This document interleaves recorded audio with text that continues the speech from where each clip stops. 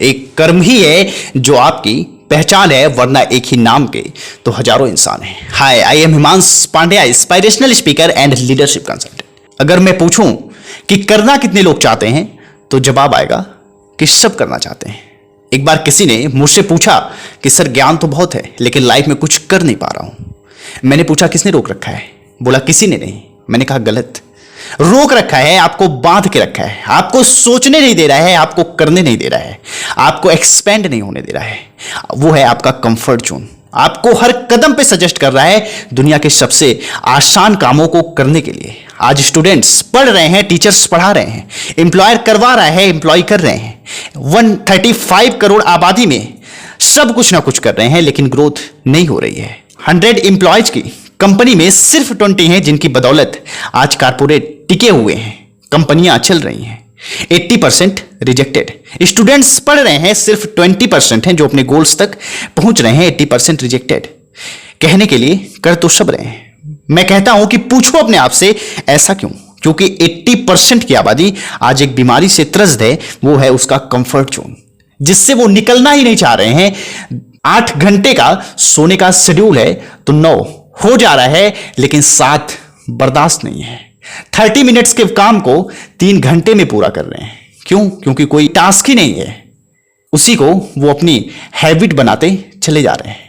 यहां तक भी जिंदगी कुछ ठीक थी, अब इसमें कुछ महापुरुषों की कैटेगरी है जिनको किसी बात से कोई फर्क ही नहीं पड़ता। कहते रहिए अवॉइड, चिल्लाते रहिए अवॉइड, समझाते रहिए अवॉइड, इनके साथ कुछ भी कर डालिए कोई फर्क नहीं पड़ता। ये अपने कंफर्ट जोन में ऐसा मस्त हैं जिन्हें दिमाग चाल रहे हैं, इन्हें पता चल रहा है। रोना रो रहे हैं, चिल्ला रहे हैं लेकिन हिम्मत नहीं कर पा रहे हैं कि इस कंफर्ट जोन के दिमाग को हटा दें। वेट कर रहे हैं, कभी आधा खाया है, पूरा खाना बाकी है।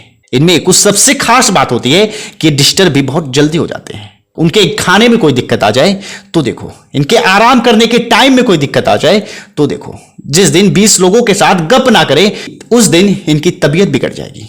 क्योंकि शायद इन्हें अंदाजा ही नहीं है कि इस आराम और स्वर्ग भोग का सपना इन्हें हर पल नर्क में ढकेलता चला जा रहा है। एक बार नदी के किनारे पड़े 2 पत्थरों की आपस में दोस्ती हो जाती है। दोनों गहरे दोस्त बन जाते हैं। एक पत्थर जितना चिकना अंडाकार था, दूसरा उतना ही खुरदरा और क्रूप था। समय बीतता गया, दोस्ती गहरी होती गई। एक दिन खुरदरे पत्थर ने चिकने पत्थर से कहा, यार मैं तुमसे एक बात पूछना चाहता हूं।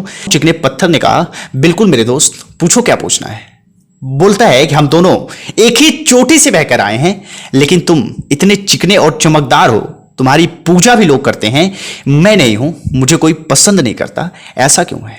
चिकने पत्थर का जो जवाब था मानो उसने लाइफ का सार ही समझा दिया।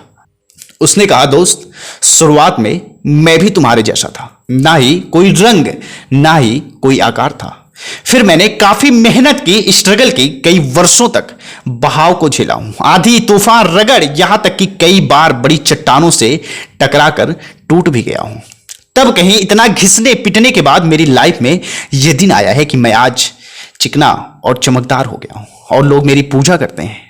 मुझे भी अच्छा लगता था कि किनारों पर आराम से पड़ा रहूं, लेकिन मैंने ऐसा नहीं किया। मैं घिसा अपने आप को, घिसने से मुझ में चमक आई, टूटा चट्टानों से टकराकर, उससे मैंने अपने आप को मजबूत बनाया, अपने आप को एक शेप दिया, लेकिन मैंने कभी हार नहीं मानी। फाइनली मैं आज इस मुकाम पे हूं। माय डियर, ध्यान रखना कि आपका आज का आराम आपका जीना हराम कर सकता है, आपको बहानाइटिस एग्जीक्यूसाइटिस की आग में झोंक सकता है, आपकी पोटेंशियल, आपकी ब्रेन पावर को लॉस कर सकता है। कहते हैं कि आलस करने में आलस करो, आलस मत करो, क्योंकि लाइफ के सारे बंद दरवाजों को खोलने की एकमात्र चाबी है आपकी मेहनत, आपकी लगन और आपकी अपने काम के प्रति ईमानदारी।